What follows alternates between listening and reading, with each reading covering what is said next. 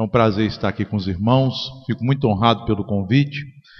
E queridos, como serão duas palavras minhas, uma hoje e outra no domingo pelo culto da noite, o culto público, no domingo eu vou pregar um texto das Escrituras de maneira expositiva, de maneira a extrairmos da palavra de Deus o ensinamento que o Senhor tem para nós a respeito deste tema da interpretação bíblica, o entendes o que lês. Hoje, no entanto, eu não vou fazer uma exposição de um texto, uma exposição bíblica. Eu vou fazer aqui um estudo bíblico, vou dar uma aula sobre um tema. Nós vamos tratar deste tema da interpretação das Escrituras. Como é uma aula, queridos irmãos, eu não entendo que uma aula possa ser apenas um monólogo. Então, se alguém quiser tirar alguma dúvida e que eu esclareça algum ponto que esteja um pouco mais difícil, um pouco mais obscuro, eu estou às ordens. Só levantar a mão e eu te dou a palavra. Então nós vamos dar aqui uma aula, vamos fazer uma exposição do princípio do sola Escritura, somente a Escritura, fundamento reformado da autoridade. Qual é a autoridade da igreja? Quem é o cabeça da igreja? Sabemos que é Cristo. No entanto, de que maneira Cristo manifesta o seu governo? De que maneira Deus, ou melhor dizendo, Jesus Cristo, manifesta a sua condução da igreja? Pela Escritura. A Escritura é o fundamento de autoridade sobre a igreja. A igreja está alicerçada nas Escrituras. E nós sabemos que para podermos ser orientados pelo Senhor Jesus, através da palavra de Deus, é preciso interpretá-la corretamente, é preciso extrair dela o sentido que o nosso Deus deu às suas palavras através dos seus agentes inspirados, os apóstolos e profetas. Então, queridos irmãos, eu vou fazer uma introdução aqui sobre o nosso tema e em seguida eu entro nesse ponto específico sobre interpretação bíblica. A introdução é que a Reforma Protestante, ela restabeleceu este princípio do sola Escritura, somente a Escritura. Como os irmãos estão nesse processo, cada vez maior de buscar conhecimento das doutrinas reformadas, não precisa ficar trazendo muitos detalhes do que foi este princípio. A ideia de que a igreja, até o período da reforma, se fundamentava na autoridade da própria igreja, na autoridade da sua liderança eclesiástica, do papa, dos bispos, dos cardeais, dos seus concílios, e a partir da reforma há um retorno àquilo que Deus estabeleceu no período apostólico. A igreja deve ser alicerçada, deve estar arrimada, deve encontrar o seu fundamento somente na Escritura. A Escritura é o princípio de autoridade na igreja em matéria de fé e de prática. Estas coisas para nós reformados, para nós protestantes, evangélicos, podem parecer óbvias, mas elas não são tão óbvias assim. Se formos observar a prática das nossas igrejas, veremos que a maioria delas não estão arrimadas, não estão escoradas da Escritura. Estão escoradas na psicologia, nos modismos seculares, em mil coisas. Mas há muitas práticas e também há muitas, crenças que não têm fundamento escriturístico. A reforma, então, ela volta a estes princípios da Escritura. Contudo, meus irmãos, conforme podemos verificar nos séculos posteriores à reforma, as Escrituras demandam sua interpretação, sob o risco de produzirmos uma infinidade de comunidades cristãs sectárias, que quer dizer separadas, cada uma moldada pela cabeça ou de líderes carismáticos. Então a pessoa tem uma interpretação da Bíblia, Já ouvi um líder aí destes dizendo que demônio gosta de água. Já ouviram essa ideia? Já ouviram? Depois procura no YouTube, demônio e a água. Que demônio ele tem moléculas que se afeiçoam à água. Então, no deserto, como que Satanás foi lá tentar Jesus, Onde que Satanás arrumou água para chegar lá? Então, o cara inventa uma interpretação maluca e funda um ramo, né, da cristandade ou até uma seita. Ou então, há igrejas que são formadas pela influência da época na visão da Escritura. É o que nós chamamos de exegese. A exegese é extrair da Escritura o seu sentido. O prefixo ex é tirar. Então a exegese é tirar. A exegese, o prefixo é eis, é introduzir, é ler a Escritura com os olhos e com a mente da época. Então, a partir da reforma, nós verificamos este fenômeno do chamado multidenominacionalismo. Muitas igrejas, muitas denominações, todas elas se dizem bíblicas, mas cada uma interpreta a Bíblia da sua maneira, ou baseado na visão de um líder, ou baseado em uma forma de interpretar a Bíblia que a torne contextualizada a determinada época. Por essa razão, meus irmãos, os reformadores preocuparam-se em estabelecer o modo correto de se interpretar as Escrituras, para se chegar ao seu real sentido, conforme a verdade de Deus expressa na sua revelação. É muito comum no meio evangélico, principalmente no meio pentecostal e neopentecostal, você ouvir o mesmo texto sendo pregado, cada vez que ele é pregado com um sentido diferente, né? De o mesmo texto a pessoa prega 1000 coisas, e aí as pessoas dizem, não, mas como é rica a palavra de Deus, né? Que maravilha! Como que a palavra de Deus, cada vez que a gente lê, cada vez que a gente prega, ela pode nos informar coisas novas. Alguns mais animados até falam, é mistério, varão, né? A Bíblia é cheia de mistérios.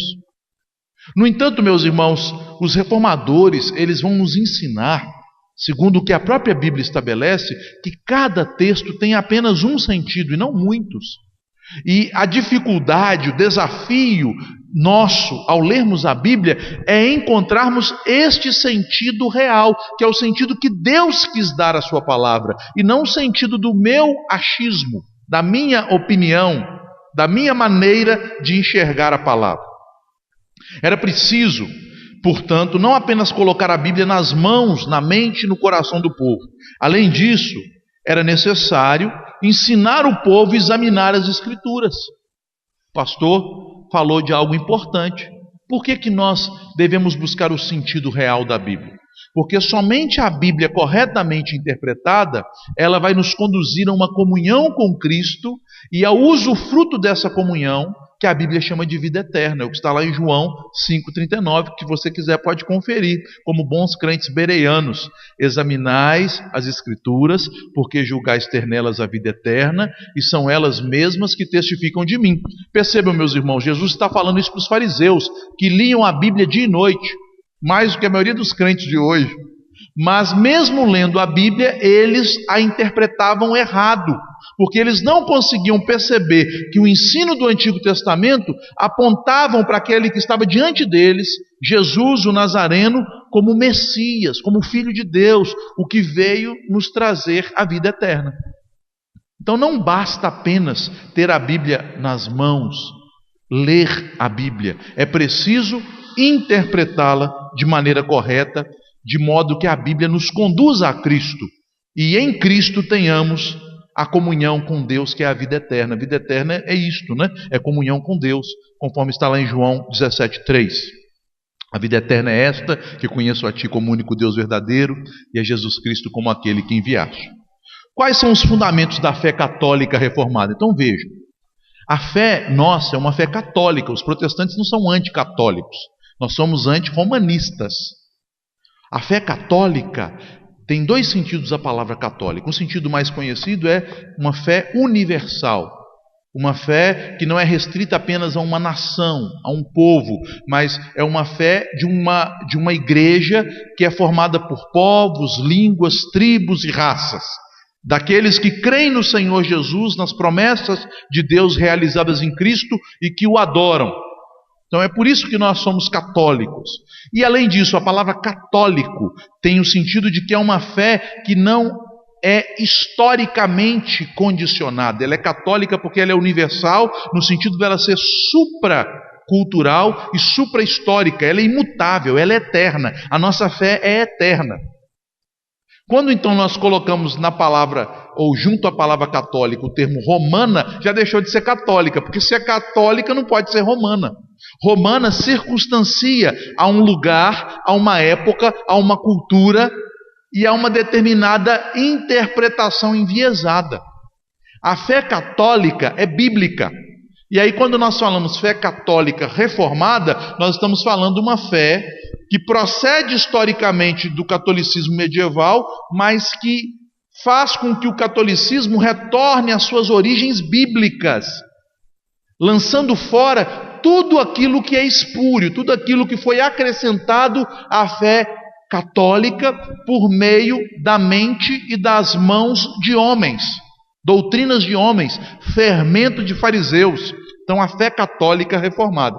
É interessante que nos documentos confessionais reformados, a igreja cristã é chamada de igreja católica. Só que não é romana, de maneira nenhuma. Ela é católica porque ela é universal e porque ela defende a verdade de Deus. Quais são os fundamentos da nossa fé? Rapidamente. O fundamento da autoridade na igreja é a palavra, sola escritura. E o que a palavra principalmente nos ensina? Ela nos ensina o modo de nos relacionarmos com Deus. Nós nos relacionamos com Deus pela graça dele. Só temos acesso a ele porque não fomos nós que o escolhemos, ele que nos escolheu. Não fomos nós que o amamos primeiramente, ele nos amou primeiro. Este é o fundamento da graça de Deus, que busca homens mortos em seus delitos e pecados para terem vida e relacionamento com ele.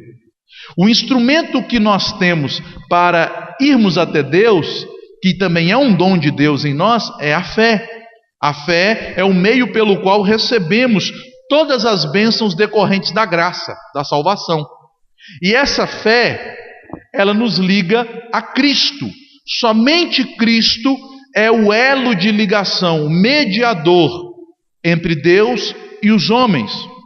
Uma vez então ligados a Cristo, nós temos um propósito de vida. Então o fundamento da nossa vida é a Escritura. A Escritura nos ensina como nos relacionar com Deus. Relacionamos com Ele pela graça, mediante a fé, através de Cristo.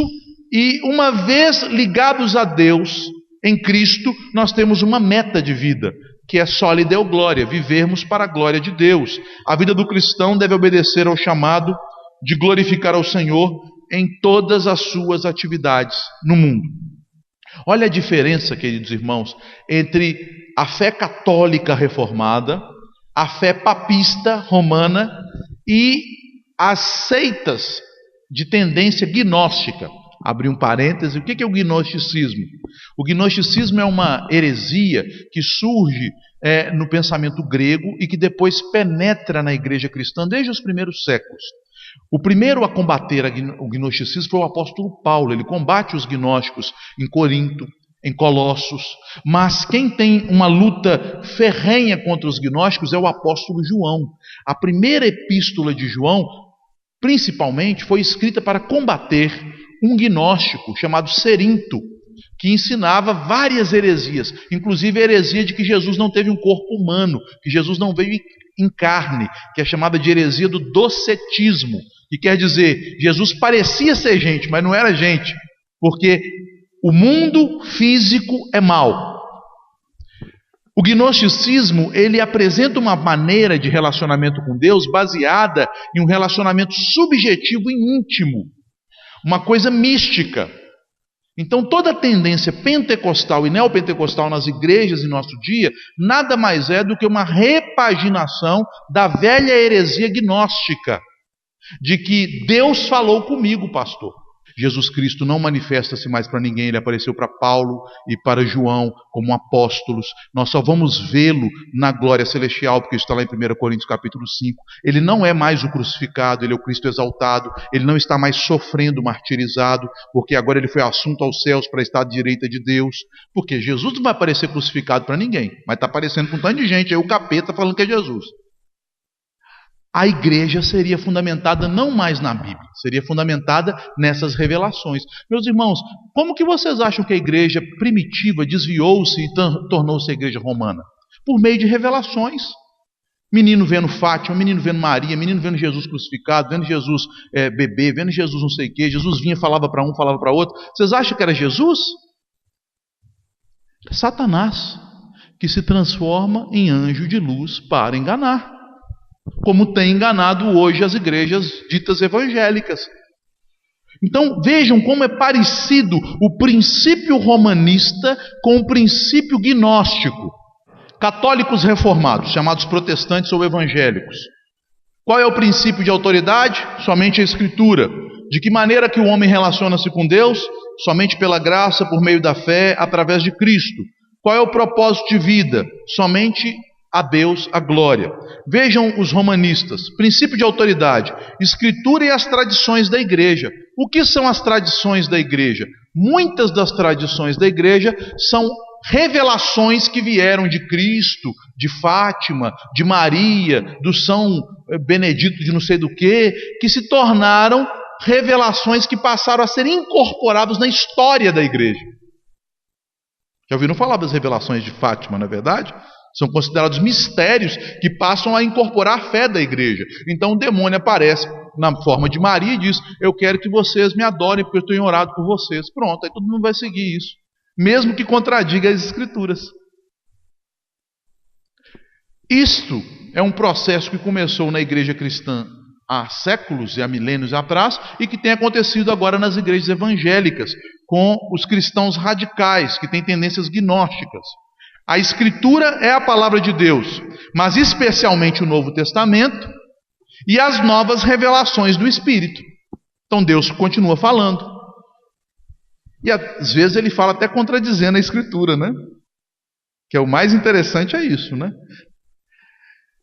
Em vez da salvação ser somente pela graça, tanto o catolicismo quanto o gnosticismo entende que a salvação é um processo de merecimento humano, é o que nós chamamos na teologia de semi-pelagianismo. Pelágio foi o herege que foi combatido por Agostinho, que dizia que a salvação é um processo do homem conquistar o céu por meio de suas boas obras, que essa ideia de pecado original, corrupção, efeitos do pecado no homem, que essas coisas não existem. O homem nasce bom.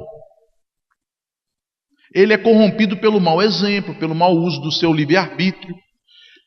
A fé é unida às boas obras para a justificação. A mesma coisa aparece na tendência gnóstica. A fé é unida às boas obras como uma forma do homem merecer a justiça de Deus, ou a justificação que vem de Deus. Cristo é mediador, Maria e os santos são comediadores. No meio gnóstico, Cristo é mediador e os homens, entre aspas, ungidos. E a palavra ungido na língua hebraica é Messias, na língua grega é Cristo, mas neste meio gnóstico existem as pessoas mais espirituais e menos espirituais, as que estão mais próximas de Deus e as que estão ainda galgando degraus no seu processo de crescimento espiritual. Então estes ungidos são canais de comunicação de Deus, são canais de bênção.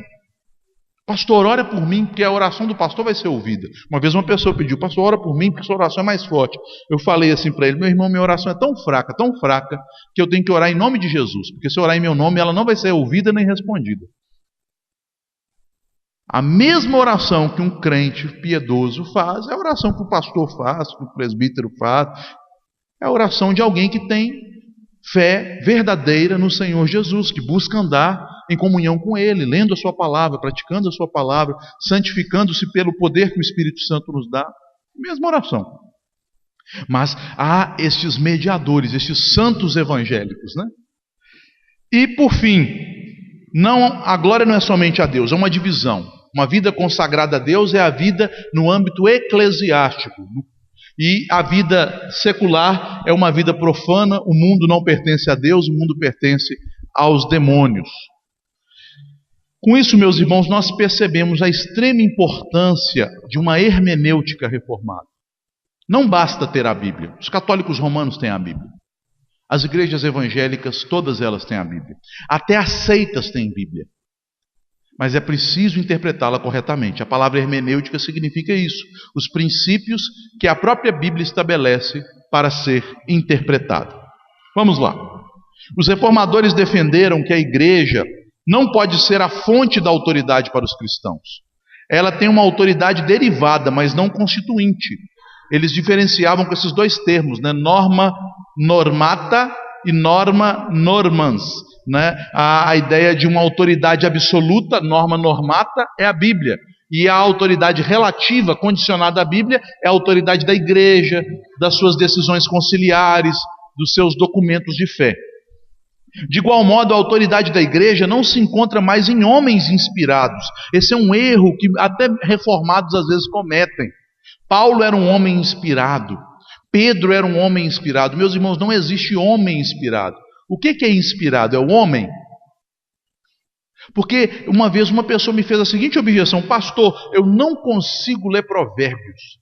Eu não acredito no que está escrito no livro de Provérbios. Por quê? Porque um homem igual Salomão não poderia ser um homem de Deus. Salomão era difícil mesmo, né? Era um homem que tinha uma vida complicada. Mas a inspiração não está na pessoa. A inspiração está no texto.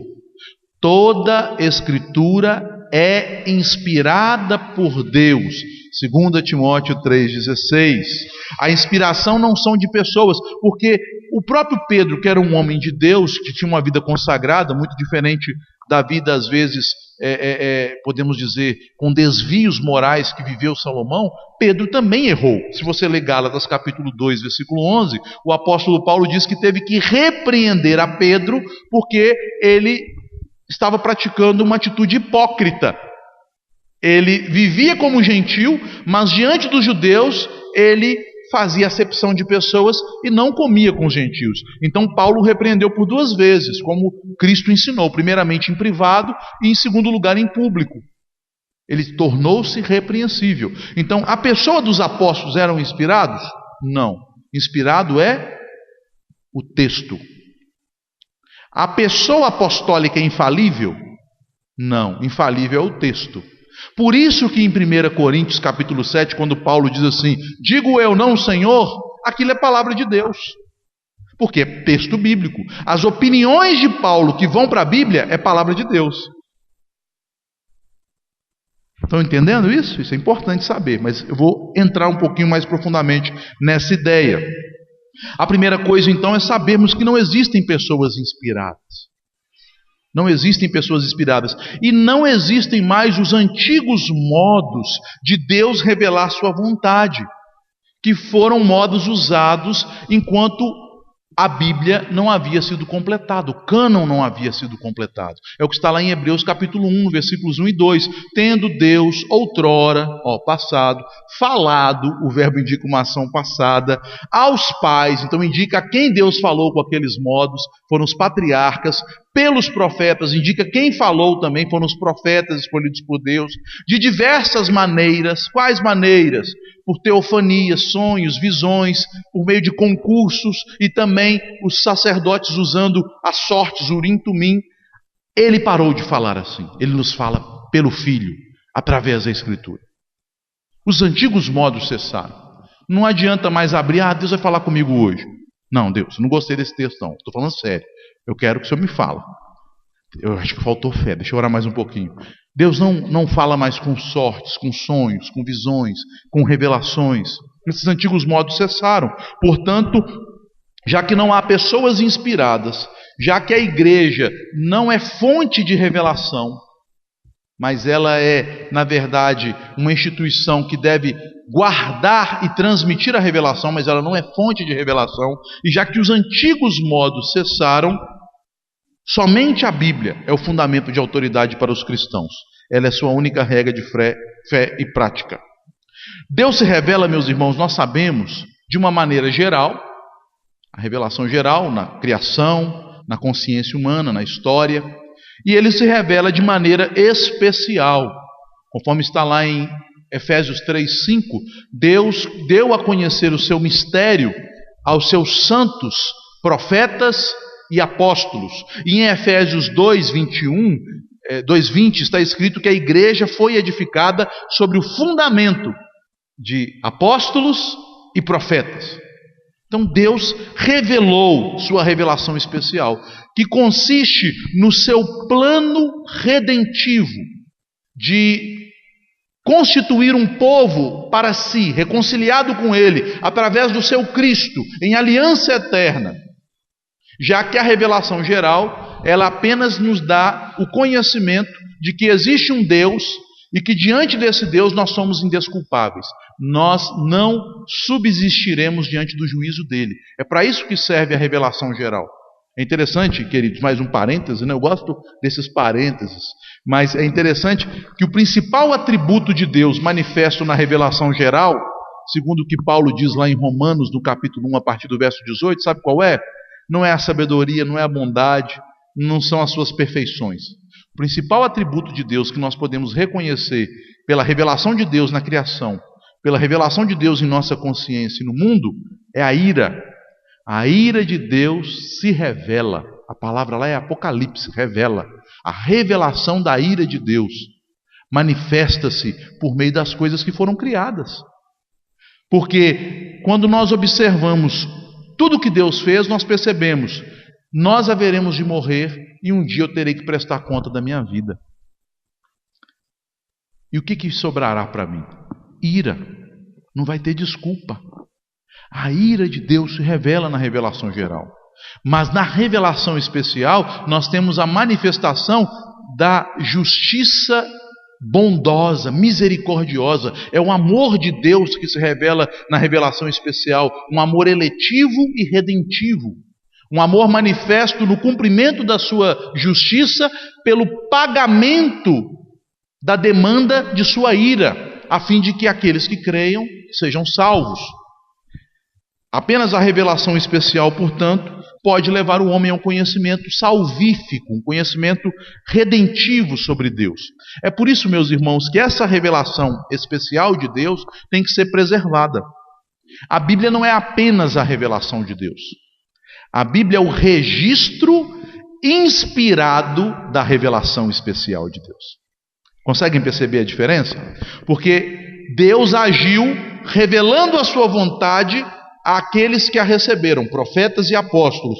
Mas Deus agiu pelo Espírito Santo, inspirando aqueles que registraram a revelação, para que nesse registro não houvesse erros, falhas, e mesmo sendo um registro feito por homens, foi realizado por homens santos que falaram da parte do próprio Deus.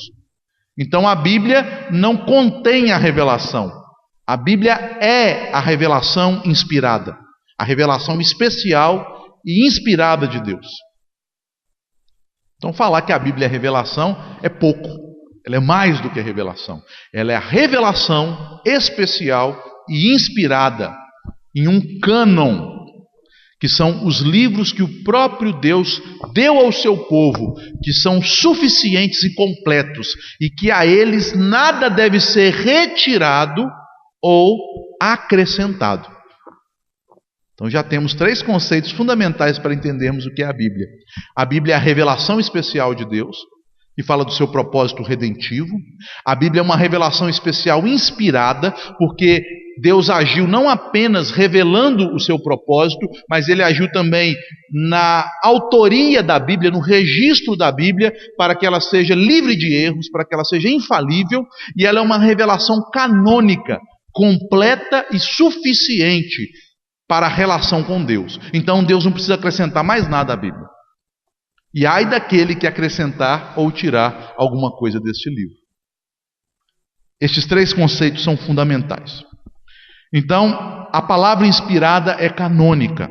Deus revelou a mensagem, Deus inspirou o registro da mensagem, Deus ordenou que o registro fosse mantido em um cânon, em uma regra imutável, e Deus preserva providencialmente a palavra inspirada e canônica. Aí é que entra a igreja. Se você ler 1 Timóteo, capítulo 3, versículo 15, Paulo ele traz a seguinte recomendação a Timóteo, ali em 1 Timóteo 3,15. Timóteo, eu estou escrevendo estas coisas para que, se eu tardar, você fique ciente de como se portar na casa de Deus, que é a coluna e baluarte da verdade. A casa de Deus, a igreja do Deus vivo, a qual é coluna e baluarte da verdade. Então percebam, qual é o fundamento da verdade? Em 1 Coríntios 3, se eu não me engano, verso 9, nós sabemos que não há outro fundamento, porque o fundamento é Cristo. De que maneira Cristo chega até nós? Ele bate na porta da nossa casa, se revela glorificado? É assim que Cristo se manifesta? Não. Cristo, ele se revelou como o prometido aos profetas, e ele se revelou manifesto em carne aos apóstolos. E tudo aquilo que devemos saber sobre Cristo foi registrado de maneira inspirada pela ação do Espírito Santo na palavra. Então, o fundamento, a pedra fundamental é Cristo. O alicerce, a doutrina dos apóstolos e profetas. E a coluna desse prédio? A coluna é a igreja, que embora não seja infalível, ela tem da parte de Deus a promessa de que ela haverá de preservar essa palavra sempre. Sempre haverá o remanescente fiel, preservando a palavra, transmitindo a palavra. E quem são os tijolinhos que vão compor a parede desse edifício? 1 Pedro 2,5.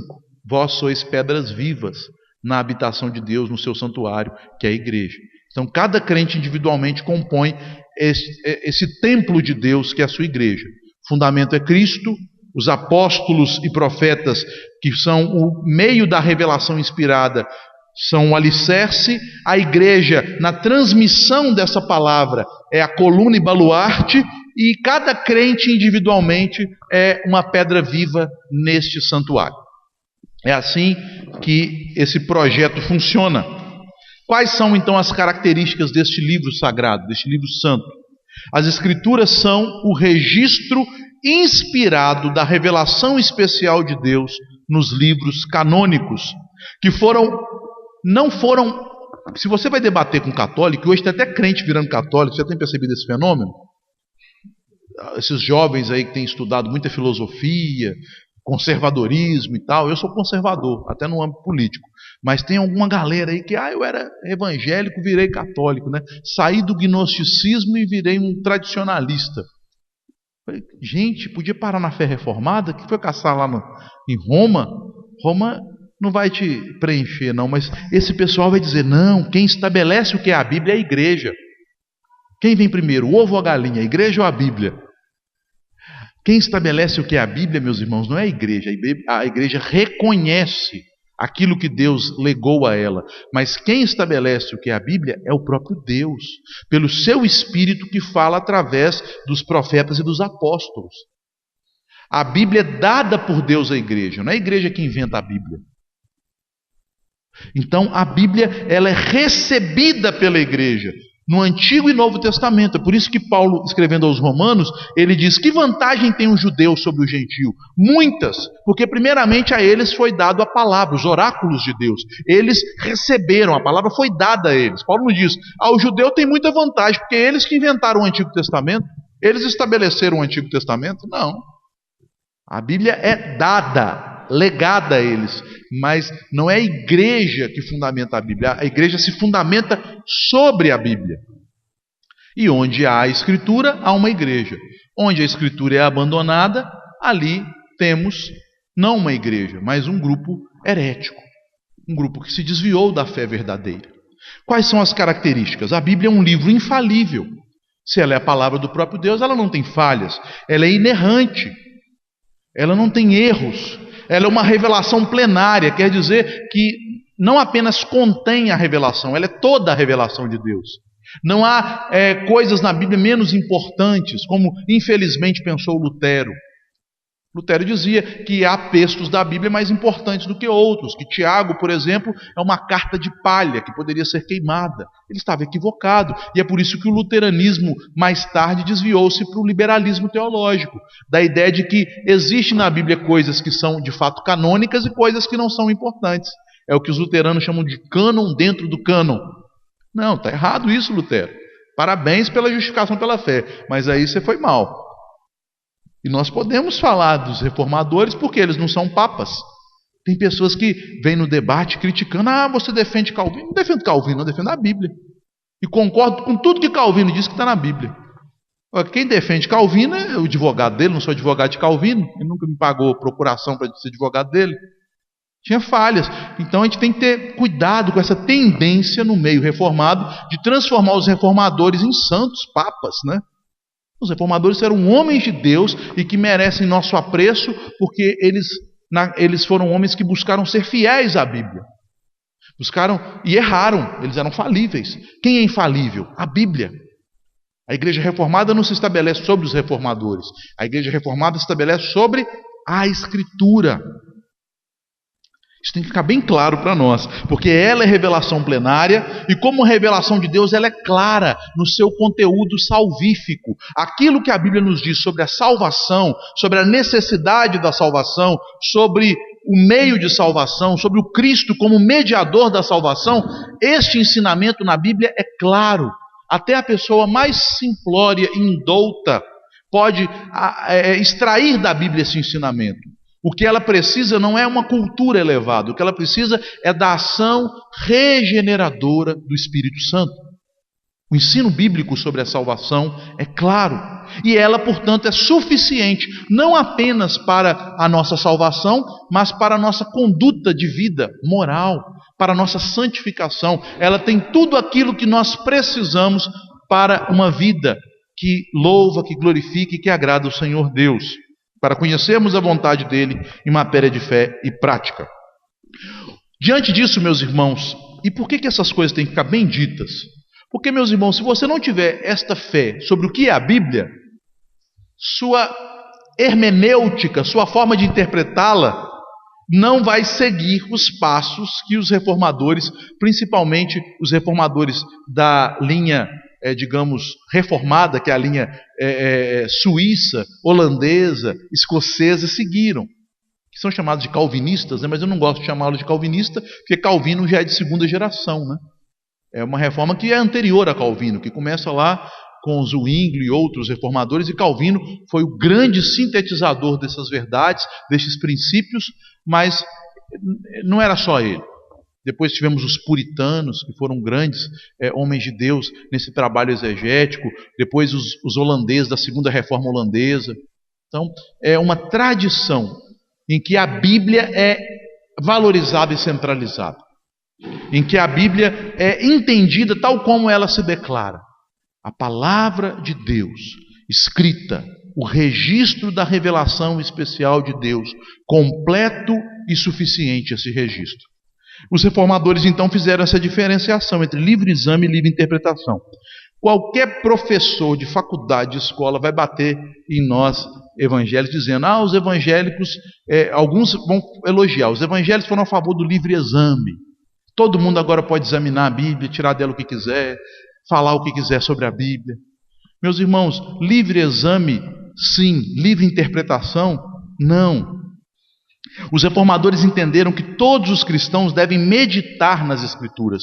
A ideia de que as Escrituras deveriam ser restritas a apenas um pequeno grupo de um clero privilegiado, instruído, e que o povo deveria viver na ignorância, o que eles chamavam de fé implícita. Bastava o povo obedecer o que a igreja mandava, tomar os sacramentos que a igreja ministrava, ignorante, sem conhecimento de nada, que essa fé implícita, sem meditação, sem reflexão, era suficiente para a salvação. Os reformadores disseram: de maneira alguma, isso está errado.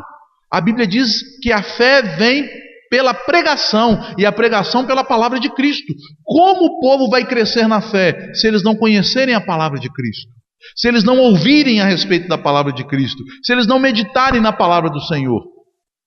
Então, o livre exame é a ideia de que todo cristão deve ter acesso à Bíblia para meditar nela dia e noite, a fim de entenderem de forma prática a vontade de Deus para a sua vida.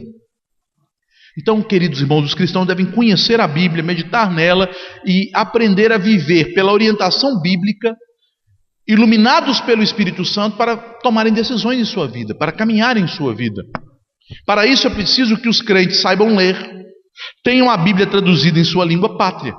Então a reforma foi um impulso no que podemos dizer, no avanço educacional das nações que aderiram à reforma.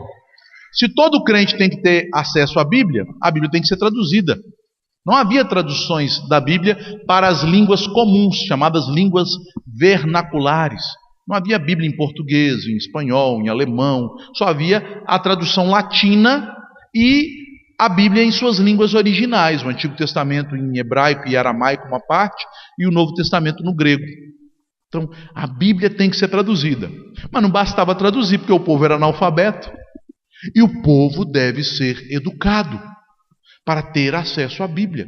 Uma igreja reformada, portanto, meus irmãos, é uma igreja que se engajou nesse processo educacional, cujo propósito é dar ao povo e levar o povo a um conhecimento, a uma meditação, a um apego cada vez maior às Escrituras. Não adianta nada falarmos que somos reformados, decorarmos doutrinas reformadas. Eu, como pastor, às vezes recebo jovens, de outras comunidades. Pastor, eu sou um reformado agora. Aí o cara sabe doutrina, viu uma meia dúzia de vídeo, aí fica repetindo doutrina. O que eu pergunto? Você lê a Bíblia todos os dias? Você medita e ora na Bíblia? Não, pastor, eu sei da justificação pela fé, supralapsarianismo, infralapsarianismo, aliança monopleurica, dipleurica, pacto não sei o quê. Irmão, calma. Você tem que ler a Bíblia, tem que conhecer as Escrituras. Muito debate teológico, pouca piedade bíblica. O objetivo dos reformadores era formar nas nações e nas igrejas piedade e uma cosmovisão e uma maneira de vida conformada às Escrituras. Então o que você precisa? Você precisa de vida devocional. Segunda coisa, culto doméstico. Terceira coisa, pastoreio aos moldes puritanos, igual o Richard Baxter, pastor que vai na sua casa, não para tomar café, mas para saber, meu irmão, quais são os dilemas bíblicos que você está vivendo? Aconselhamento bíblico. Quais são as áreas da sua vida que você não consegue encaixá-las nos padrões bíblicos? Quais decisões que você tem que tomar? Você já percebeu na Bíblia o que Deus orienta sobre essa área, sobre essa decisão? Então, este era o propósito da reforma, este era o objetivo da reforma. A reforma não foi um movimento teológico, embora ela produziu teologia como um instrumento de aperfeiçoamento da liderança e do povo. Mas a reforma era um movimento de piedade prática fundamentada nas Escrituras. Tem que resgatar isso, senão a gente vai ficar só discutindo de reforma, igual se estivéssemos discutindo de marxismo, de aristotelismo, de qualquer outra escola ideológica ou filosófica. Nós precisamos viver a reforma. Para vivermos um avivamento reformado, nós devemos viver a Bíblia, meditar nas Escrituras dia e noite. É este o fundamento do livre exame. No entanto, meus irmãos, pelo fato de termos acesso à Bíblia, e é interessante, hoje nós temos tanto acesso à Bíblia e poucos leem. Eu tenho feito um desafio à igreja que eu sou pastor, estou no 3º ano, então eu estou visitando cada família para fazer uma entrevista, para fazer um diagnóstico espiritual da igreja. E eu tenho me surpreendido quantos crentes nunca leram a Bíblia toda. Eu já estou chegando assim, ainda não fechei não, mas um número de pelo menos uns 70% dos crentes não leram a Bíblia toda. Não vai ter jeito, Porque quem não lê Bíblia não entende sermão. Não adianta trazer o Augusto Nicodemos aqui para pregar. Você não vai entender nada. Você não tem conhecimento bíblico. É a mesma coisa eu querer ensinar cálculo diferencial para quem não sabe tabuada. Adianta? É bonito, hein? Você entendeu? Não, mas é bonito. O Hernandes prega tão bonito, você entendeu? Não, mas é muito bonito. Aí o Hernandes, o Padre Melo, tudo é igual. O Nicodemos, o Paul Walsh, tudo é igual, é bonito. Ou então mexeu comigo. Só uma impressão sentimental baseada em uma retórica. É preciso conhecer as Escrituras, é preciso ler as Escrituras, é preciso meditar nela dia e noite. Terminou de ler, começa a ler de novo. E leia. Pessoas que nunca estudaram doutrina, não tem um catecismo para estudar doutrina, para ter uma referência doutrinária. 20 anos de igreja e não sabe doutrina. Vai ser beber na fé até Jesus voltar ou ir para o céu. Não vai desenvolver a sua vida espiritual. Pessoas que não sabem resolver os seus problemas e tomar decisões usando as Escrituras. Eu tenho que resolver um problema de relacionamento. O que a Bíblia orienta sobre conflitos? Como que eu resolvo um conflito biblicamente? Eu tenho uma questão financeira para decidir. Como que a Bíblia orienta sobre finanças? Então, foi isso que impactou a Europa. A Bíblia penetrando na vida das pessoas. as superstições, a religiosidade vã, aquele tanto de mandinga, de crendice que a Idade Média produziu, como nós observamos em nossa cultura brasileira, aquelas coisas iam sendo extirpadas, não por um combate frente a frente, mas ao serem substituídas por uma vida bíblica. Então a Bíblia foi penetrando, foi entrando e foi tomando a frente da vida dessas pessoas. Mas a Bíblia deveria ser interpretada de maneira correta. É necessário que as Escrituras seja aplicada e interpretada com os critérios que ela mesma estabelece. O apóstolo Pedro, na sua primeira carta, no capítulo 4, versículo 11a, ele diz que se alguém vai expor, se alguém traz a palavra de Deus para ser exposta, ele não pode fazer isso seguindo as suas opiniões ou conjecturas, mas ele deve seguir o padrão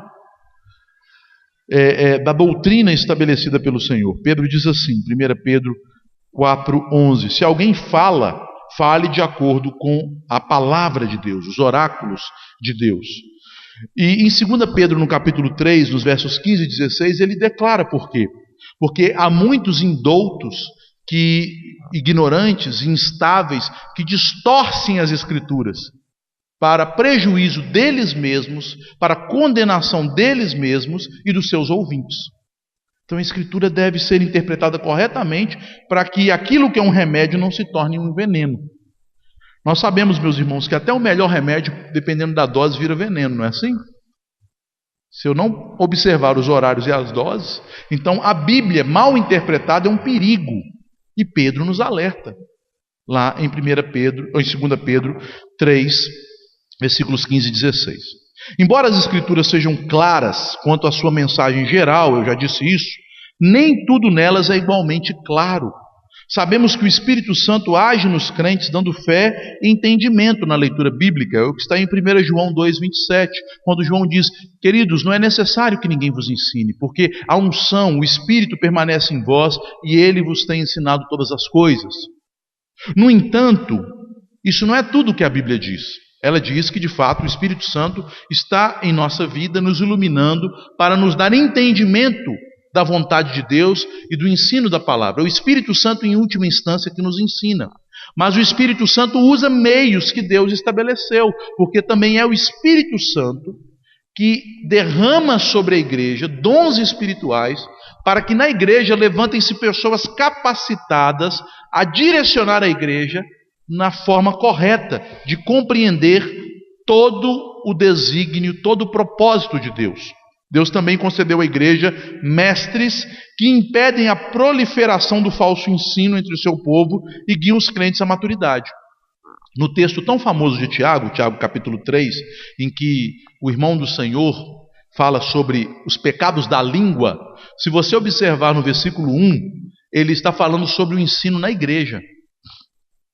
Não sejais entre vós muitos mestres. Quem são os que mais pecam com a língua? Os que ensinam, os que ministram a palavra. Porque aqueles que ensinam serão alvo de maior juízo. Cada palavra que nós falarmos em nome de Deus e que não corresponda àquilo que Deus revelou, ao desígnio de Deus, nos será cobrada. Então, queridos irmãos, cuidado ao ensinarem a palavra. Sejam criteriosos. E o apóstolo Paulo, escrevendo aos Efésios, no capítulo 4, do versículo 11 a 14, ele declara que Cristo, ao subir aos céus, ele enviou dons aos homens, capacitando os homens ao ministério, primeiramente apóstolos, profetas, evangelistas e agora pastores e mestres, que haverão de instruir o povo de Deus, para que o povo de Deus chegue à maturidade e não sejam como meninos, levados de um lado para o outro por qualquer vento de doutrina. Me lembro quando eu era criança, tinha o tal do dente de ouro. O dente de ouro, vamos na igreja tal, lá tem dente de ouro. Aí depois veio, é o encontro, é tremendo, vamos no encontro. Agora é célula. Agora é cada hora um vento de doutrina. O que isso demonstra? Meninice, falta de conhecimento bíblico, falta de mestres que ensinem ao povo a verdade da Escritura. Assim, todos os crentes devem ler e interpretar as Escrituras, mas nem todos devem ser mestres. Nem todos receberam de Deus o dom e o chamado para exercer este ministério. Quais então são as regras para interpretarmos a Bíblia? Agora é o final já, né? Falei demais, né? Me perdoem. Mas quais são as regras? São 3 regras fundamentais para interpretarmos a Bíblia. A interpretação bíblica é um dever de todos os crentes, mas para isso é preciso sabermos 3 regras, 3 coisas. Primeiro, o princípio fundamental da interpretação bíblica. Existe um princípio fundamental que a própria Bíblia estabelece para ser interpretada.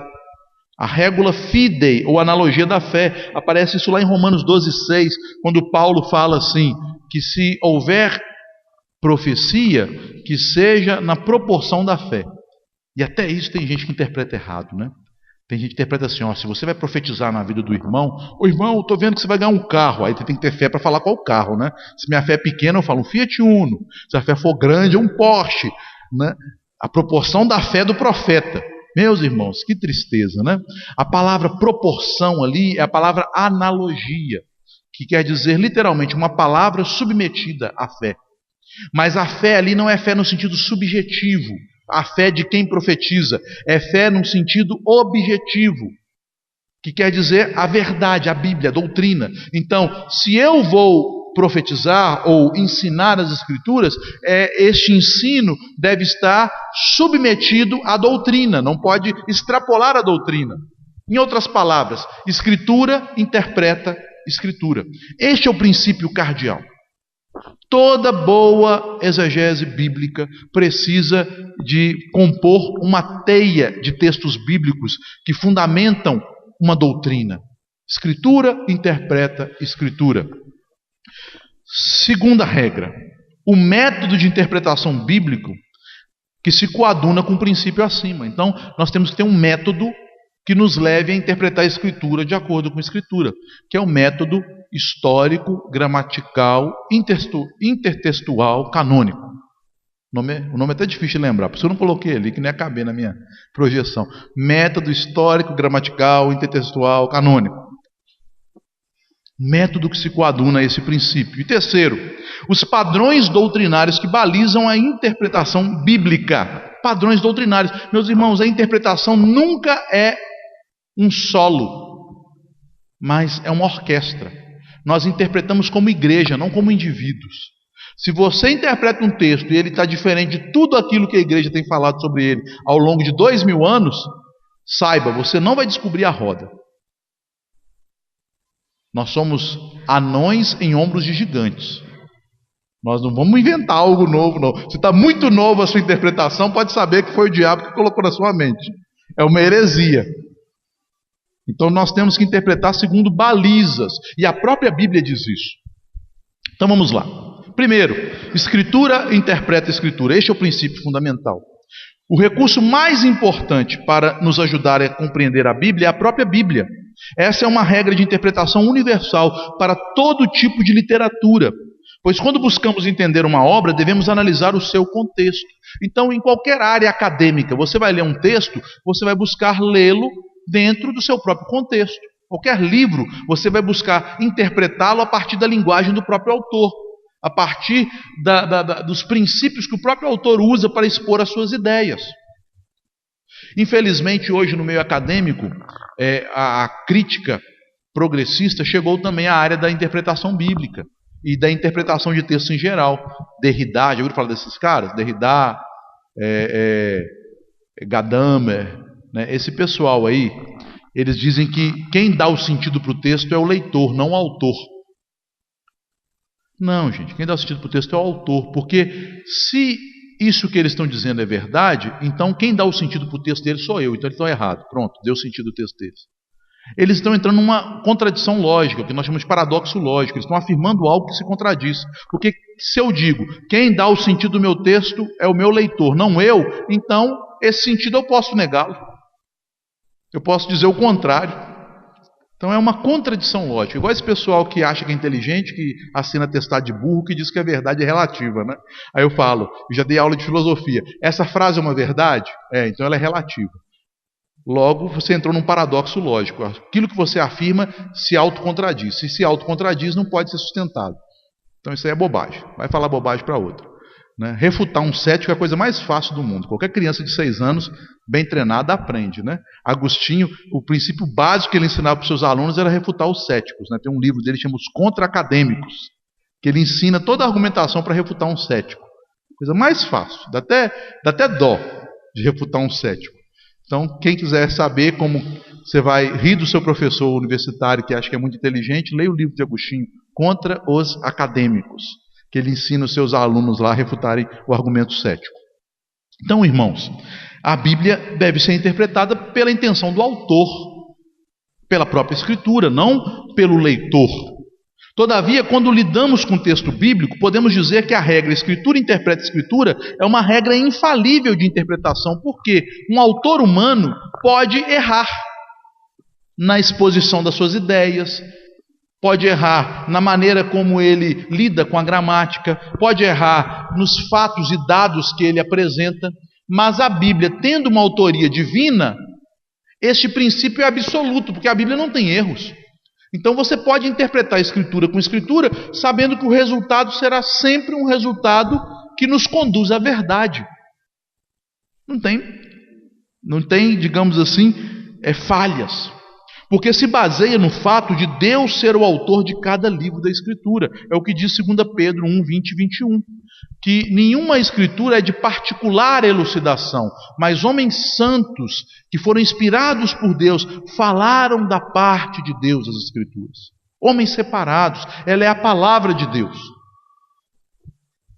Sendo o Espírito Santo o inspirador de toda a Bíblia, não pode haver nela nenhuma contradição real. Há contradições na Bíblia? Sim, aparentes. Mas se nós formos pegar o todo da Escritura e analisar essas aparentes contradições dentro dos seus assuntos, nós veremos que elas não passam de contradições aparentes. Pois há uma mente apenas que inspirou os autores de Gênesis a Apocalipse, de Moisés ao apóstolo João. Embora foram muitos autores humanos, mais de 40, há apenas uma mente por trás desses autores, que é a mente do Espírito, falando pela Bíblia.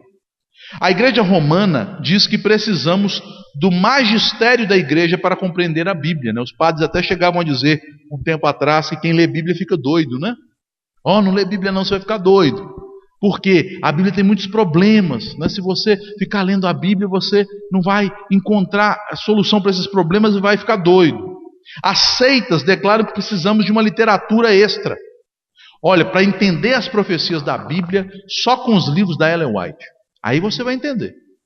Ou então eu tenho aqui uma literatura aqui dos Testemunhos de Jeová, que quando você lê essa literatura, você vai entender a Bíblia.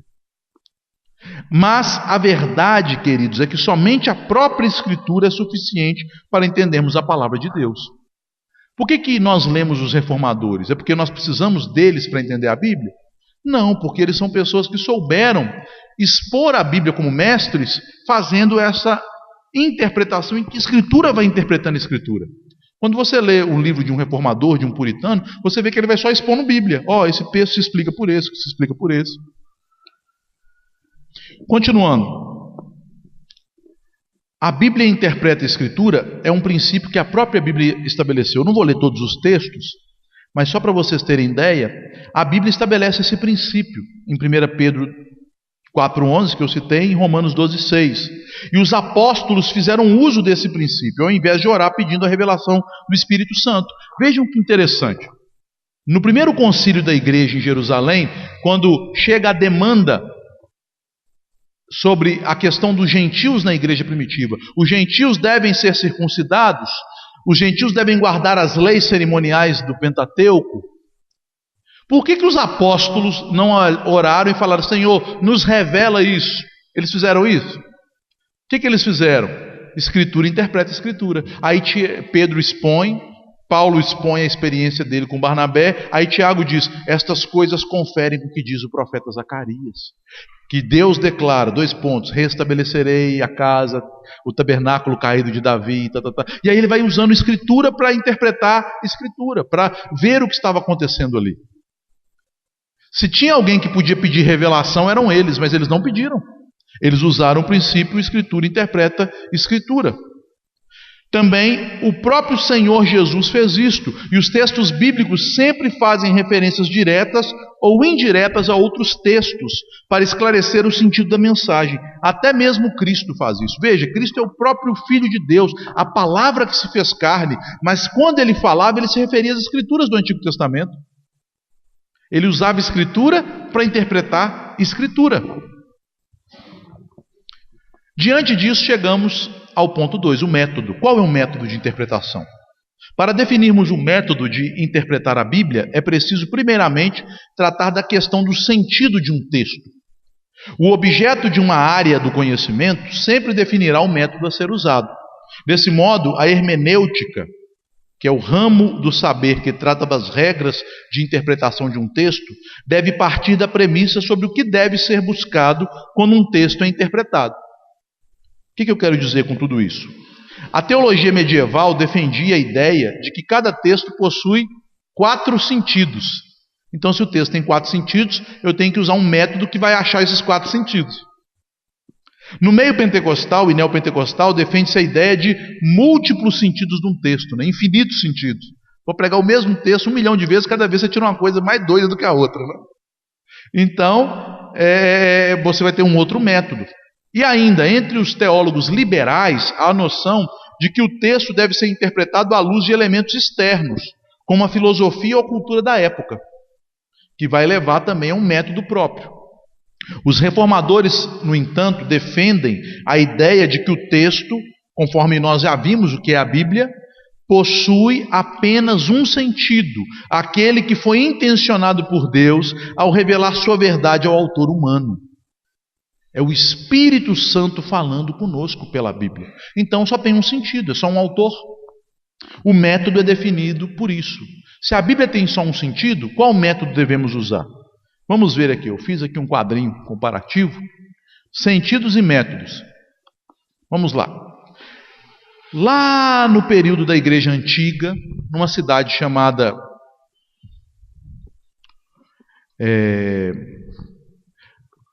Alexandria, no Egito. A mente às vezes falha. A cabeça é grande, mas está muito ocupado o HD. Tem que formatar. Então, lá em Alexandria, surgiu um judeu chamado Fílon de Alexandria, que começou a estudar Platão. Foi para a faculdade, né? Ganhou fiéis, entrou na faculdade. Ah, Platão, que legal. Esse negócio de Moisés está por fora. Platão é muito mais chique. Aí ele aprendeu Platão, aquelas coisas da moda. E aí ele começou a querer interpretar a Bíblia à luz de Platão, à luz das teorias de Platão. E Platão tem uma ideia de que a realidade não é aquilo que nós vemos. A realidade é espiritual, invisível. O mundo das ideias de Platão. Então a Bíblia não é aquilo que nós lemos. Por trás do texto que nós lemos existe um sentido secreto, espiritual, sublime, que deve ser descoberto. Aí Fílon inventou um método para descobrir esse sentido secreto. Qual que é o nome do método? Método alegórico. Isso aí o pessoal ama, porque eles começam a pegar um texto bíblico e sempre ver coisas por trás. Isso aqui, meus irmãos, que está falando simboliza tal coisa. Vou dar um exemplo. Parábola do bom samaritano. O bom samaritano é uma parábola que conta a respeito da obra da salvação de Cristo. O homem que foi espancado pelos ladrões é o pecador. Os ladrões são o diabo. A lei é representada pelo levita e o sacerdote, que não pode conduzir o pecador à salvação, porque a lei só aponta para o pecado. Mas aí vem o bom samaritano, que é Cristo, que se fez samaritano porque ele assumiu na sua glória a humilhação. Cristo então pega o homem pecador e coloca sobre o seu jumentinho, que representa o seu corpo morto na cruz. Ele o leva para a pousada, que é a igreja, e deixa 2 moedas, o Antigo e o Novo Testamento, e volta para o seu pai dizendo: eu voltarei. Lindo, né? Só faltou ser verdade, como dizia um professor meu de Novo Testamento. Tudo que tem na Bíblia tem um sentido espiritual, um sentido secreto, um sentido muito alto que você tem que descobrir, porque nada na Bíblia é aquilo que parece ser. Sempre há algo por trás, algo misterioso, que somente quem tem acesso a esse mundo das ideias pode descobrir. Na Idade Média, a igreja foi influenciada por outro, e é interessante como o mundo influencia a maneira de vermos a Bíblia e de interpretá-la. A igreja foi influenciada pelo aristotelismo na Idade Média, pela filosofia de Aristóteles. E Aristóteles, rapidamente, ele defendia que só podemos conhecer uma coisa pelas suas 4 causas: a sua causa material, formal, eficiente e final. De onde a coisa vem, do que ela é feita, qual é a forma ou a ideia dela e qual é o propósito dela. A Bíblia também tem que ser interpretada assim, buscando as 4 causas. A Bíblia tem 4 sentidos: o sentido literal, que seria a causa material; o sentido alegórico ou espiritual, que é aquilo que está por trás; o sentido moral, que é de onde ela vem; e o sentido final, ou o que eles chamavam de sentido tropológico, que é o propósito do juízo final que a Bíblia revela em todos os textos. E aí vem um método medieval de interpretar chamado quadriga, que a Bíblia tem 4 sentidos, cada texto tem 4 sentidos. Se você pegar os escritos de Tomás de Aquino, a Suma Teológica, ele vai mostrar como que eles faziam isso na Idade Média. Então o mesmo texto tirava 4 sentidos lá: um sentido literal, um sentido alegórico, um sentido moral e um sentido chamado anagógico, que diz respeito às coisas futuras. Há também, queridos irmãos, o sentido múltiplo. Duplo, quádruplo, agora é múltiplo. E esse múltiplo aí vai ao infinito, que é condicionado ao leitor ou ao ambiente do escritor. Aí nós temos 2 grupos. O sentido múltiplo é aceito tanto no meio acadêmico quanto no meio popular. No meio acadêmico, nós temos o método místico ou existencial. Eu leio a Bíblia e as ideias que forem vindo da minha cabeça, do texto, é Deus falando. Aí eu estou lendo aqui, então a cidade será diamante. Deus está me mostrando que o diamante aqui representa isso, representa aquilo.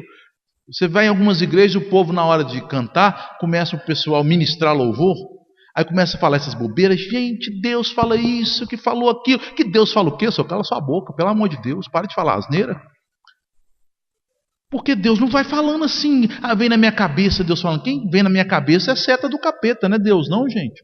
Para Deus falar conosco, a gente tem que orar, buscar nele o estudo da palavra, meditar na palavra. A ordem dele é medita nesse livro dia e de noite, suplantar as tendências da minha carne que tentam distorcer a palavra para agradar o meu eu, e aí eu vou buscar o sentido real. As ideias que vão pululando na mente não vêm de Deus, não. Só que esse sentido múltiplo é baseado nessa experiência mística. Eu vou lendo e aquelas ideias que vão vir na minha mente é Deus me falando. Deus fala comigo, aí Deus está falando. Ou então no meio acadêmico, já que não há um sentido único, não há uma mente única que inspirou a Bíblia, não há um espírito por trás de todos os autores, então a Bíblia tem que ser interpretada como a ideia ou a experiência de fé de cada autor em cada época, e deve ser adaptada à época e aos pensamentos filosóficos e ideológicos do intérprete. Tem intérpretes, meus irmãos, que transformaram o Êxodo na primeira revolução comunista da história. Tem um autor, esqueci o nome dele, mas ele é muito querido pela teologia da libertação, autor do Antigo Testamento, respeitado. Vou lembrar o nome dele daqui a pouco. Mas esse autor, ele começa a introdução dele ao Antigo Testamento citando um manifesto comunista. E aí ele fala, aqui em Êxodo o que aconteceu foi a primeira revolução socialista da história. E os aspectos sobrenaturais são mitos que devemos tirar da experiência daquele povo oprimido, libertando-se do seu opressor egípcio, capitalista. Então a Bíblia se torna múltipla, em que ela adapta-se à mente de cada leitor contemporâneo. Mas nós sabemos que se há um Deus que a inspirou, se há um Deus que a revelou, o sentido é único, estabelecido pela mente do próprio Deus. Se o sentido é único, o método é o método histórico-gramatical, intertextual e canônico. Para descobrir o sentido do texto, conforme intencionado por Deus, ao revelar-se, devemos investigar, primeiro, o sentido histórico, o contexto sociocultural em que o texto foi escrito e quem foram seus destinatários. O sentido gramatical, a linguagem usada pelo autor humano, sua sintaxe, sua morfologia, sua semântica, seu estilo, o gênero literário no qual ele escreveu, se é uma poesia, se é uma narrativa, se é um livro profético. Vocês já viram no Fantástico aquele moço um pastor que teve relações com os membros, as mulheres membros de sua igreja casadas, porque ele leu lá em Oséias, toma a mulher do teu próximo e adultera, porque ele não sabia nem o que era a palavra oxítona, paroxítona, proparoxítona. Ele não respeitou esse princípio gramatical, né? Nem no básico do básico, nem no gramatical do primário, né? Que no primário a gente aprende a acentuar palavras, saber o que é sílaba tônica. Nem isso o homem sabe, né? Em vez de ler adúltera, ele leu adultera. Então, meus irmãos, é necessário para interpretar a Bíblia não apenas ser um crente piedoso, mas conhecer a linguagem. Se você não gosta de gramática, você nunca será um bom intérprete bíblico. Se você não sabe o que é objeto direto e indireto, o que é sintaxe, o que é verbo transitivo e intransitivo, você vai ter uma interpretação bíblica pior. Se você não sabe como procurar o significado de uma palavra, se você não lê a Bíblia com o dicionário do lado, você não está lendo bem a Bíblia. Minha sogra é uma mulher iletrada, mas é uma mulher piedosa. Ela tem talvez o primário. E ela lê a Bíblia sempre. Todo dia que você vai lá, ela tem um momento dela de ler a Bíblia. Mas é uma pessoa que tem suas dificuldades. Então ela lê a Bíblia com uma chave bíblica e um dicionário. Hoje a gente não precisa nem disso, né? Você tem um celular, você joga no Google o significado da palavra. Às vezes você lê o mesmo texto 1001 vezes, não sabe o que significa a palavra. Coisa básica. Coisa básica. O que significa isso aqui? Então, o sentido gramatical haverá de ser fundamental para entendermos o que Deus intenciona nos comunicar em sua palavra. Mais ainda, este método é intertextual, são chamados os ecos, porque os temas das Escrituras, eles são repetidos, são chamadas também intertextualidades, usadas pelo autor do texto, que o ligam ao todo da revelação. Temas repetidos, ideias repetidas, ou por versículos literalmente citados, ou então por ideias ou referências implícitas no texto que tem a ver com outros textos. Exemplo maior disso é Apocalipse. Se você não domina o Antigo Testamento, você nunca vai interpretar o Apocalipse. Aí vai ficar essas bobeiras, né? Ah, a marca da besta. Ah, um chip, vamos botar um chip na minha mão aqui, outro chip aqui na minha testa. Mas se você conhecer Deuteronômio 6, você sabe que Deus deu uma marca para identificar os seus filhos. E a marca que identifica os seus filhos, que será como um sinal na sua fronte e na palma da sua e na sua mão direita, é o quê? Que eles amam a Deus de todo o coração. Isso é demonstrado na maneira como eles pensam e na maneira como eles agem. Portanto, a marca da besta não se refere a um sinal visível, uma tatuagem, um chip, alguma bobagem dessa. Significa a maneira como os ímpios que servem a besta, um instrumento de Satanás, pensam e agem. Essa marca é invisível, não é algo tangível. Porque também é dito no livro de Apocalipse que os crentes foram marcados com um sinal em sua fronte. Dá para ver quem é crente aqui? Tem algum sinal, uma cruz? O que é? Não, meus irmãos, é a forma de pensar, é a visão de mundo, é a cosmovisão. Então, se eu não conheço o Antigo Testamento, eu vou querer interpretar a Bíblia, a profecia bíblica, abrindo o jornal do dia, especulando coisas fantásticas e ilusórias. Por fim, é uma interpretação canônica. A maneira em que o texto se situa no todo da revelação de Deus, na composição da verdade única e progressiva do plano de Deus revelado na Escritura. Os livros da Bíblia não são tomados isoladamente. Eles fazem parte de uma composição. Cada qual é como se fosse uma peça de um grande mosaico. Cada qual é uma peça de uma história redentiva, de uma aliança que Deus tem construído na história para restaurar o mundo que caiu em pecado e para glorificar o seu nome através de Cristo e da sua igreja. Então a Bíblia tem que ser vista como um todo, por isso ela é uma interpretação canônica. A última parte que eu gostaria de falar, falei muito, né? Me perdoem, o padrão das sãs palavras. Então, primeiro, qual é o princípio fundamental? Escritura interpreta a Escritura. Qual é o método? É o método que busca o sentido único da Escritura, o sentido intencionado por Deus, que nós chamamos de método histórico, gramatical, intertextual, canônico. Para quem quiser saber mais sobre isso, um autor que trabalha muito sobre este assunto é o G.K. Bill. Ele e o Carson, né, são autores batistas reformados que têm escritos na editora Vida Nova livros sobre a hermenêutica bíblica excelentes. O padrão das sãs palavras. O uso de um método correto não é o suficiente também para chegarmos ao resultado esperado. Mesmo com um bom método, é possível desenvolver uma visão distorcida e incorreta do texto. É interessante notar que o método histórico gramatical foi usado na igreja antiga pelos pais de Antioquia. Na igreja antiga, o pessoal de Alexandria, no Egito, usava um método alegórico para interpretar a Bíblia.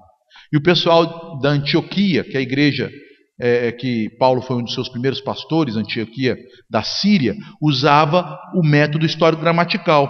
Mas é exatamente em Antioquia onde surgiram a maioria das heresias trinitárias e cristológicas.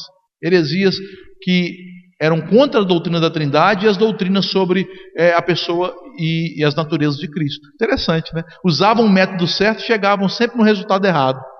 Por quê? Porque a interpretação, meus irmãos, não pode ser feita isoladamente, como uma composição solo. Na verdade, a interpretação é um esforço coletivo da igreja cristã, em todos os tempos, através da ação do Espírito Santo e o trabalho de muitos mestres dotados por Deus. A interpretação não começa comigo. A interpretação já começa desde o período em que Deus, depois de ter dado a lei através de Moisés, instituiu os profetas, que eram os intérpretes da lei. E depois os apóstolos, que interpretaram os fenômenos da revelação de Cristo segundo a lei. E depois com a igreja, em que nós não temos mais uma interpretação infalível, mas em que a igreja vai interpretando a Bíblia por meio dos seus mestres, dos seus concílios, dos seus sínodos, da sua teologia, que vai se compondo ao longo da história.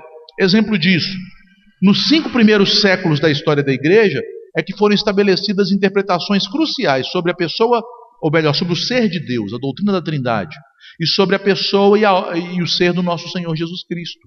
As doutrinas sobre as duas naturezas de Cristo, a uniopersonalidade de Cristo. Essas coisas não precisam inventar a roda de novo, já estão lá. Mais tarde, nós temos as interpretações em relação ao homem, a antropologia bíblica. Então, o homem criado em estado de inocência, o homem caído, isso tudo é doutrina do período antigo. No período da Reforma, o que é a igreja? As doutrinas da graça. Então a igreja vem interpretando a Bíblia ao longo dos séculos. Desse modo, a doutrina formulada em concílios e por meio da igreja deve ser o guia para a interpretação bíblica. É o que o apóstolo Paulo nos traz como orientação, quando ele exorta Timóteo dizendo: Timóteo, você deve manter o padrão das sãs palavras de que me ouvistes, com fé e com amor que está em Cristo Jesus. A igreja, ela não inventa interpretação, ela mantém o padrão das sãs doutrinas, das sãs palavras.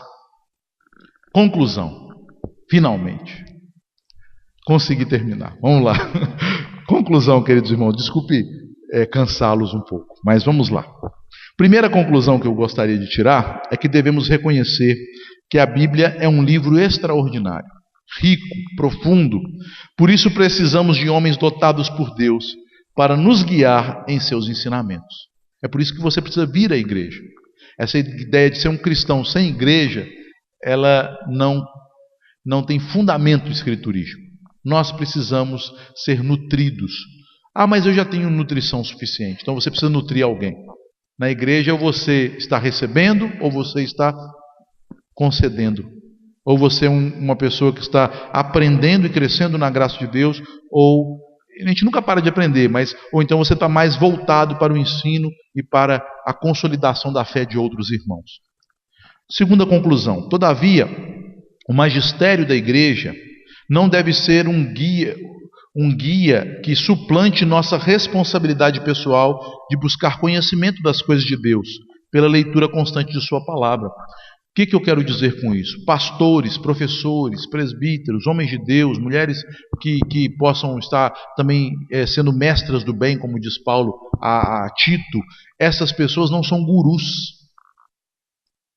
Você tem uma responsabilidade pessoal de ser um crente bereano, de conferir nas Escrituras se estas coisas de fato conferem com a fé cristã verdadeira. Não é porque o pastor falou, é porque ele falou de acordo com a palavra. A autoridade não está no cargo, no ofício. A autoridade do ofício, ela é derivada do bom exercício do mesmo, da exposição fiel das Escrituras. Mas para que eu saiba se a Escritura tem sido fielmente exposta, é preciso também que eu me exercite nelas. E terceira conclusão: tudo o que é necessário para a nossa fé e prática está claramente exposto nas Escrituras. Por essa razão, ela deve ser disponível a todos os homens. O que não significa que todos os homens sejam igualmente dotados, vocacionados para interpretá-la na solução de controvérsias teológicas. O que quero dizer com isso? Livre exame não é igual a livre interpretação. Eu queria fazer então algumas aplicações práticas. Vimos tantas coisas, né? Coisas assim até um pouco, às vezes, acadêmicas. Então vamos trazer isso para o nosso dia a dia, para a nossa vida prática cristã. Primeiro, queridos, reflita comigo. Você procura ler a Bíblia com entendimento? Você procura ler a Bíblia meditando, buscando entender o que Deus está dizendo naquelas passagens? Qual é o propósito de Deus naquelas passagens? Isso é um hábito da sua vida? Se não é, você é um cristão que não está se enchendo do Espírito. Nós nos enchemos do Espírito quando a palavra de Cristo habita em nós ricamente. Então nós temos que ler a Bíblia com entendimento. Ler, pesquisar, se necessário, buscar a ajuda de outros livros, de outros recursos, para entendermos o que a Bíblia diz. Simplesmente passar os olhos e não entender, não valeu de coisa alguma. Quem leu e não entendeu, não leu. É um ditado romano. Segundo, você tem um hábito de pedir ajuda para os mestres da igreja em questões de vida e prática em que você não é muito habilitado biblicamente? Está vivendo um conflito, tem que tomar uma decisão, você procura orientação bíblica. Tem pessoa que transformou oração em tarô de crente, sei lá, horóscopo. Eu vou orar, Deus vai me mostrar. Deus não vai te mostrar pela oração. Pare de usar a oração como tarô. Oração não é tarô. Oração não é horóscopo. Você deve compreender as decisões que deve tomar à luz da Bíblia. Existe um livro, que livro maravilhoso, desse tamanhozinho, mas que livro precioso, chama O Homem Bíblico. E um dos capítulos desse livro é como tomar decisões. E o que esse autor bate nessa ideia mística que entrou no cristianismo? Eu vou orar, Deus vai me mostrar a sua vontade. Não, a vontade de Deus é conhecida pelo o que a Bíblia chama de sabedoria. É o pegar os princípios das Escrituras e colocá-los na nossa prática individual. Mas para que eu consiga fazer isso, eu tenho que estar meditando na Bíblia e eu tenho que buscar conselhos sábios. Se você não tem um conselheiro sábio, uma conselheira sábia para te orientá-lo biblicamente, você vai tomar muitas decisões erradas na sua vida. Muitas. Eu costumo brincar que se a igreja é um hospital, o CTI chama gabinete pastoral. Porque quando chega lá é para morrer, né? Às vezes a gente salva uma, a maioria morre. Porque a pessoa tomou tantas decisões erradas, sem consultar as Escrituras, sem pedir a ajuda dos universitários, ou seja, daqueles que Deus constituiu para guiá-los na Bíblia, que ela chegou ali, às vezes tem um emaranhado de problemas.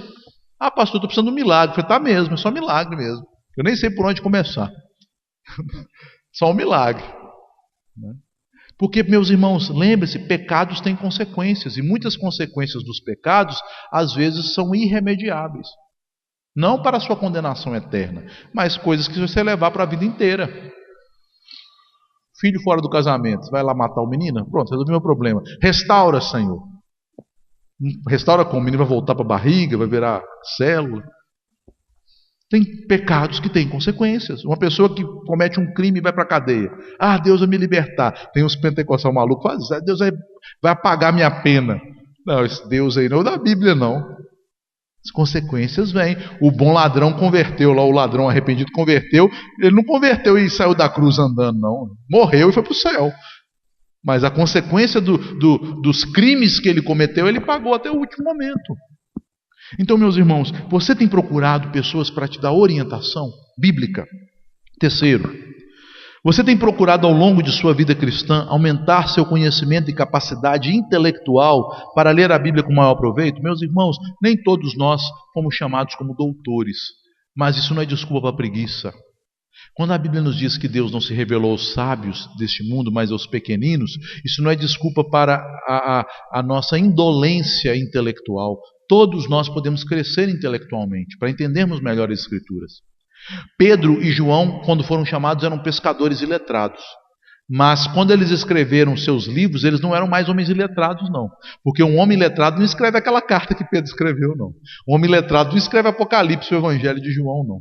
Eles cresceram. Não sei se fizeram supletivo, se fizeram educação à distância, mas que eles cresceram intelectualmente, eles cresceram. Eles buscaram crescer dentro dos dons que o Senhor Deus deu a eles. Nosso povo, infelizmente, se orgulha da ignorância.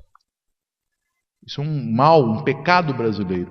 Nós não devemos nos orgulhar da ignorância. Ignorância é um pecado. Ser simples não é ser ignorante. Homens cultos e mulheres cultas podem ser pessoas simples. E pessoas incultas podem ser extremamente soberbas. Então, busque crescimento intelectual para ter uma compreensão melhor das Escrituras. Porque nós devemos amar ao Senhor de todo o coração, de toda a alma e de todo entendimento. E tem coisa na Bíblia que queima pestana para entender, né? Não é tudo na Bíblia que é igualmente fácil. E por último, saiba que a falsa religião e o engano dos falsos profetas sempre haverá de proliferar no terreno da ignorância. Queridos irmãos, não há nada melhor para um falso profeta do que a ignorância. Por que tantos crentes têm assim, preguiça de fé reformada? Gente, eu quero vir na igreja para eu pular, para segunda-feira começar boa, para o pastor falar comigo que vai dar tudo certo.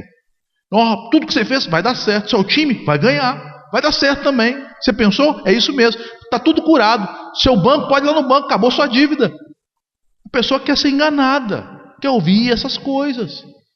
Agora, sentar, usar a mente, meditar, crescer na graça de Deus, viver uma vida sábia, tomar decisões acertadas, plantar para o futuro, ninguém quer. Poucos querem. É por isso que a falsa doutrina, a heresia, prolifera no terreno da ignorância. E a fé reformada e bíblica necessita de pessoas que tenham uma mente instruída pela palavra, uma mente sábia, uma mente cultivada pela palavra, para que essa boa doutrina prolifere. Então, queridos irmãos, fuja da preguiça mental, da indolência mental. Busque crescer, busque ler bons livros, busque aprimorar sua capacidade de compreensão e conhecimento bíblico e de aplicar essas coisas em sua vida.